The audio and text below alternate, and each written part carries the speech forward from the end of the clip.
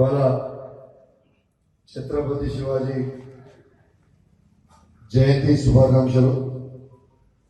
మరియు తన ఆశయాన్ని ఖచ్చితంగా కొనసాగిస్తాం. దానికి ఆ విగ్రహానికి దానం చేసిన రాయమల్లని గారికి కూడా ప్రత్యేకంగా ధన్యవాదాలు. Thank you very much. ఖచ్చితంగా నేను ఎమ్మెల్యేగా గెలిచిన తర్వాత మొదటిసారిగా ఈ వాడికి రావడం జరిగింది.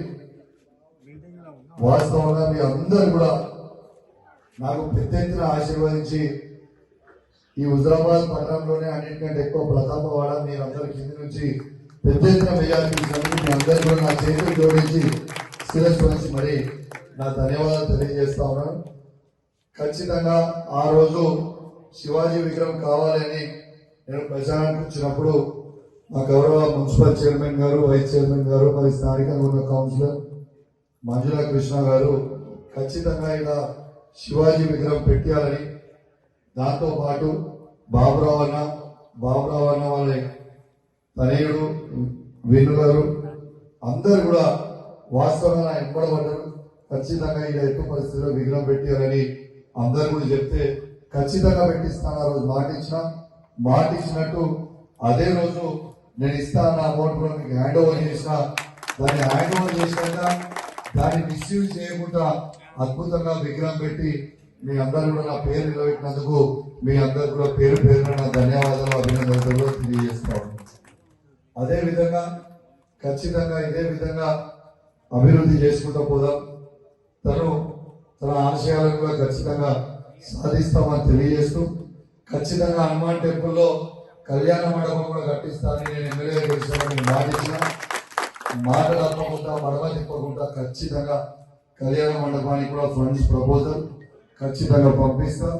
ఖచ్చితంగా పెట్టించే ప్రయత్నం చేద్దాం. ఇంకేమైనా రెన్యువేషన్ ఉన్నా కూడా టెంపుల్లో నా వంతు సహాయ సహకారం తప్పకుండా చేస్తానని కూడా ఈ సభాముఖంగా మీ అందరూ కూడా మాటిస్తూ మీ అందరూ ఏ నమ్మకం అయితే నా మీద పెట్టుకొని ఖచ్చితంగా ఓట్లు వేసి గెలిపించారు. ఖచ్చితంగా అది నిలబెట్టుకుంటా, మీకు నిత్యం అందుబాటులో కూడా ఉంటా అని ఈ శివాజీ సాక్షిగా కూడా మీ అందరూ కూడా మాటిస్తా ఉన్నాను. మీకు ఏ అవసరం ఉన్నా కూడా అన్నా అంటే నేను ఉన్నా అని ఖచ్చితంగా మీకు స్పందిస్తా. ఇంతకుముందు చెప్పినట్టు అదే విధంగా మాట మీద ఉంటా, మీకు అందుబాటులో ఉంటా. ఖచ్చితంగా మీరు ఏది అడిగినా కూడా మీకు ఏ పనున్నా కూడా ఎంఆర్ఓ ఆఫీస్లో కానీ, ఎంపీడీ ఆఫీస్లో కానీ, పోలీస్ స్టేషన్లో కానివ్వండి, కలెక్టరేట్లో కానివ్వండి, సిపి ఆఫీస్లో కానివ్వండి, హైదరాబాద్ సెక్రటేరియట్లో కానివ్వండి, హాస్పిటల్లో కానివ్వండి, మీకు ఏది ఉన్నా కూడా ఖచ్చితంగా నేను అందుబాటులో ఉంటాయని కూడా ఈ సందర్భంగా మీ అందరూ కూడా తెలియజేస్తూ ఖచ్చితంగా ఎవరు కూడా అధైర్యపడాల్సిన అవసరం లేదు. ఖచ్చితంగా అన్ని విధాలుగా కూడా అందుబాటులో ఉందాం. సరే, నాకు తెలుసు మన ప్రభుత్వం పోయిందని కూడా దానికి కొంచెం నిరుత్సాహపడాల్సిన అవసరం ఏం లేదు. ఖచ్చితంగా కౌశలైనా మీ వెంట ఉంటా.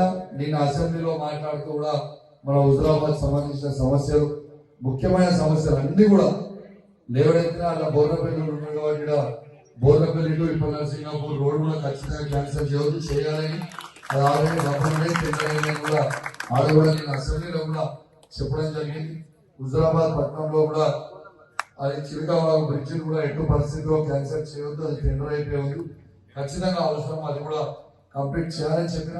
కుల సంఘాల భవనాలు కూడా అన్ని కూడా ఖచ్చితంగా క్యాన్సిల్ చేయవద్దని కూడా మన గల కూడా వినిపించింది కూడా మీ అందరూ కూడా తెలియజేస్తూ ఖచ్చితంగా మీ వెంట ఖచ్చితంగా నేను ఉంటానని తెలియజేస్తూ మరియు సెలవు తీసుకుంటా ఉన్నాను. జై తెలంగాణ, జై శివాజీ. Thank you.